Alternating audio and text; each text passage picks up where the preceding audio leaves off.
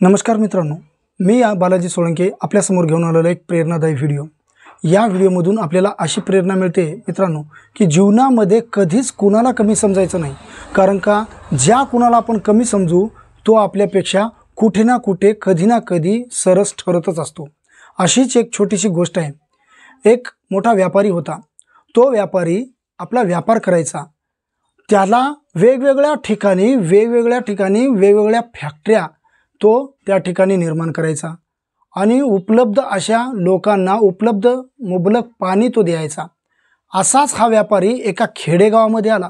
त्या खेडेगावामध्ये त्याला मोठी फॅक्टरी उपलब्ध करायची होती, मोठी फॅक्टरी निर्माण करायची होती, म्हणून तो त्या खेडेगावामध्ये आला। आल्याच्या नंतर समोर जात असताना त्याला काही मार्ग नव्हता। त्याने आपली जी फोर व्हीलर आहे ती बाजूला ठेवली। समोरचं गाव, त्या गावामध्ये आणि या गावामधून एक मोठी गंगा वाहत होती। जायचं असेल तर त्या गंगेला पार करून जावं लागायचं। समजा जर आपल्याला रस्त्याने जर जावं म्हटलं तर त्याला 8 तास लागायचे।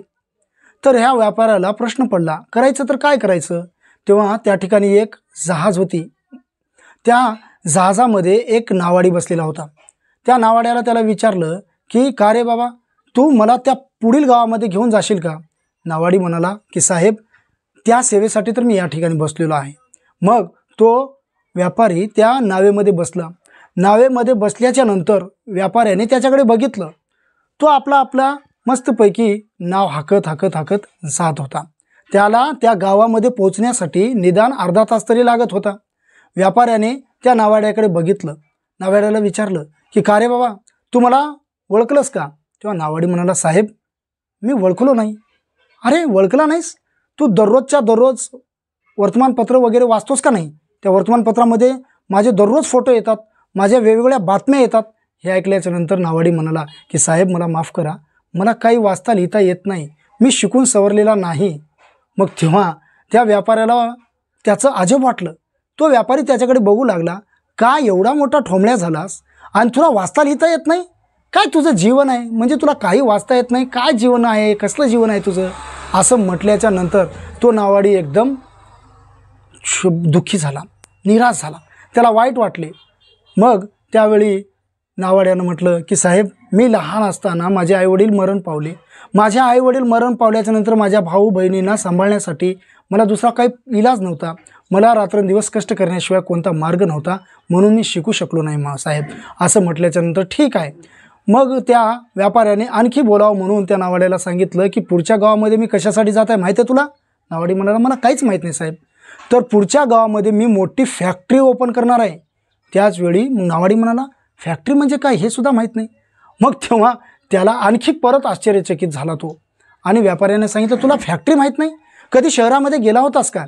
मग नावाडी म्हणाला, मी गेलोच नाही, कारण का मी आतापर्यंत कधी शहरही बघितलं नाही, शहराचं तोंडही बघितलं नाही, मी या माझ्या गावापासून बाहेर कधीच जाऊ शकलो नाही।